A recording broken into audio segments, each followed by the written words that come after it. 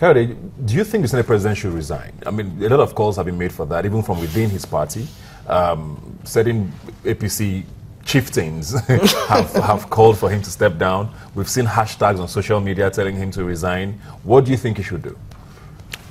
Basically, I believe the Senate President should resign. If you look at the antecedents of our previous Senate presidents or past Senate presidents that had one issue or the other, they resigned because... they resigned when found guilty? Not when the case was ongoing. Now, let me tell you this. The way it is right now, the Senate President, the office of the Senate President is an institution. And the fact is that if the Senate President is having an issue, basically the Senate is having an issue. That we should just take it like that. Senator Ali Ndume, in the last dispensation, the last regime, had an issue on this Boko Haram, funding of Boko Haram and the likes. Sometimes if we go to court, we may not even know because it wasn't the Senate President and things went smoothly under the leadership of David Mark, Senator David Mark. But in this case, the Senate President has an issue and it's already affecting the budget, it's affecting a lot of things. People are already forming camps and the likes. The economy is on standstill and the likes. So he should just step down. I would even prefer a neutral person, not even Lawan, to be there. And we should not have any problem with whatever, maybe our economy or whoever is there. Should just take charge. But the Senate, now, in his person as Saraki, should now face the trial. Whether he sails through or not, that's his business. But right now, whether we like it or not, the office of the Senate President has been dragged into, it's like the office of the Senate President is on trial. Take it or leave it. Which I think it's not doing well for this country. Everybody knows the country is like in comatose right now. Namdi, do you agree?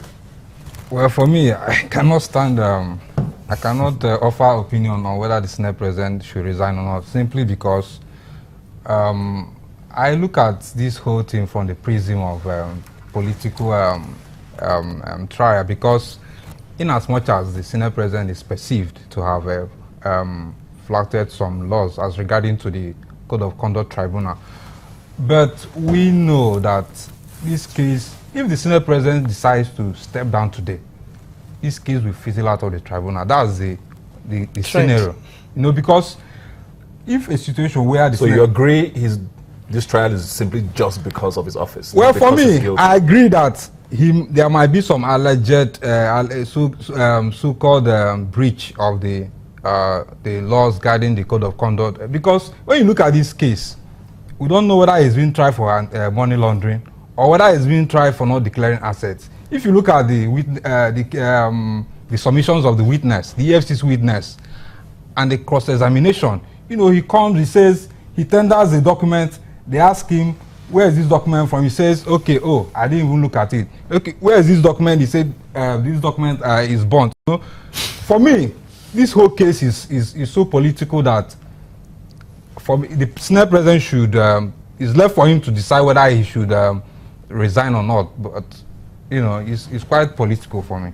Well, Mr. Senate President did write a letter, I think in reply to a columnist in This Day, Dele Momodu, and he did say, just a small quote there, as you rightly noted, this trial is not about corruption. And I'm happy that since my trial started, people who have followed the proceedings have now understood better that what the whole thing is about. He didn't necessarily say what the whole thing is about, but probably insinuating the same thing. He says he's been cleared 4 times with asset declaration. We've seen the Panama Papers coming up in one other side. We're not sure. Where do you think this is all going to end? Very quickly. Whether I would like it or not, this issue is a political issue. But basically, when I've gone through some documents related to this matter, and the fact is, he underdeclared his assets. Some assets where he owns and he didn't declare it.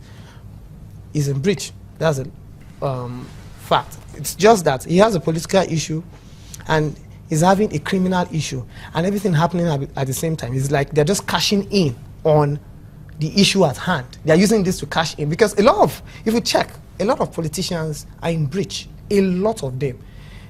It is just that it's unfortunate that this one is happening at a time whereby he is the Senate president and he's having issues in the polity, or will I say with his political party or some certain people in some certain quarters. But the fact is, he's in breach. So if he is in breach, allegedly thank you very much. if he is in breach allegedly, I think he should step down. There is no law that says that he should step down, but morally, I think for the good of the nation, personally, if he is my dad, I'll tell him to step down. Okay, let's move on now from the Senate president's issues. I know it's a space we're going to keep watching. I don't think it's going to be ending anytime soon. Hopefully it doesn't turn into a soap opera like I said earlier. But let's move on now. Something you actually touched on. I want to come to you, Nnamdi, about the economy and how the budget has become, I don't know, worse than a football being tossed around. And are we going to attribute this now to what Kayode said about the drama with the Senate president, or sort of the surge relationship between the executive and the legislature, or is the budget actually defective so much that April is done now, which is the 4th month in 2016, and we still haven't signed our budget? Well, I don't think I will blame the Senate president's trial, because actually he has done a good job in conducting the Senate to do some of their jobs. Recently introduced the petroleum industry bill. In the midst of this trial, he's trying to get the job done. But the problem with the budget has to do with the executive. From the Minister of Budget and Planning to whoever that is assisting the president, managing the relationship with the National Assembly, especially some of the former senator he appointed to handle the Senate, and the former House of Reps he appointed to handle the House of Reps. I believe that when the Appropriations Committee said the budget was ready, I expected the Minister of Budget and the Appropriations Committee, for all of them to sit down and look at this budget. But you see this budget being carried like some nuclear codes by the special assistant to the president on budget, on National Assembly. Ask, where's Senator Udoma in all of this? It doesn't seem to be getting that's why I'm so disappointed in the Minister of Budget, because we are lacking so behind in terms of this budget. And when this budget was supposed to be passed, the Senate said this budget was ready. When you look at advanced democracies like the Americans, and they are talking about budget, you see even the vice president going to the Capitol Hill to sit down with the Appropriations Committee chairman. They look at these items one by one, until they agree before they leave the Capitol, and the next day you hear that they've passed the budget. But our case is so unfortunate that even when the Appropriations Committee were ready, it's like they devolved the whole the document to the House of Representatives Appropriations Committee chairman, that's Dr. Jibrin, who decided to take a project from here, cast to this allegedly, because he also said he didn't do that. Allegedly. Yes, okay, allegedly. There's another thing again that we saw in the budget, which has always been recurring. The President Buhari's government came out to say they never put the 100 billion constituency project in the budget. But Honorable Jibri was on channels defending it, that it's time for them to go in rural areas. That budget has been focused on urban areas and all that.